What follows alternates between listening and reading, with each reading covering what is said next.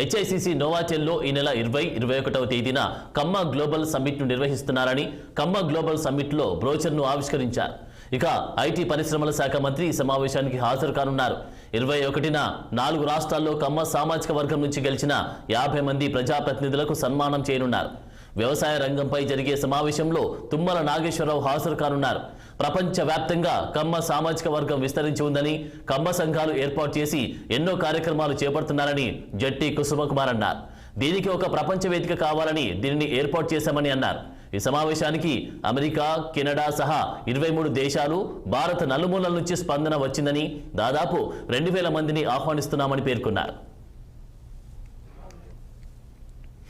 Nagarjuna Sagar dam కట్టడానికి కారణమైంది మా సామాజిక వర్గం చెందిన వాసిరెడ్డి రామ గోపాలకృష్ణ మహేశ్వర ప్రసాద్. ఆయన ముక్త్యాల రాజా అంటారు. ఆ రోజు నందికొండల మధ్య సాహస సిద్ధంగా ఉన్న ఈ యొక్క దాని మధ్యలో ఒక బహుళార్థక సాధక ప్రాజెక్టు కట్టాలి అనే ఉద్దేశంతో ప్రపోజల్ పెడితే, నాటి కేంద్ర ప్రభుత్వం దగ్గర నిధులు లేవు ఇటువంటి పెద్ద ప్రాజెక్ట్ కట్టాలంటే, ఆయన తన సొంత నిధులు 52 లక్షల రూపాయలు ఆ రోజు ఆయన డొనేట్ చేయడం జరిగింది నాగార్జున సాగర్ డ్యామ్ కట్టడానికి. దాంతోపాటు 5000 ఎకరాలు ఆయన యొక్క పొలాన్ని కూడా, భూమిని కూడా డ్యాంలో సబ్మర్జ్ కావడానికి ఇచ్చేశాడు. అది కమ్మవారు చేసిన దాతృత్వం. ఇంకోటి కూడా గర్వంగా చెప్పగలం మేము,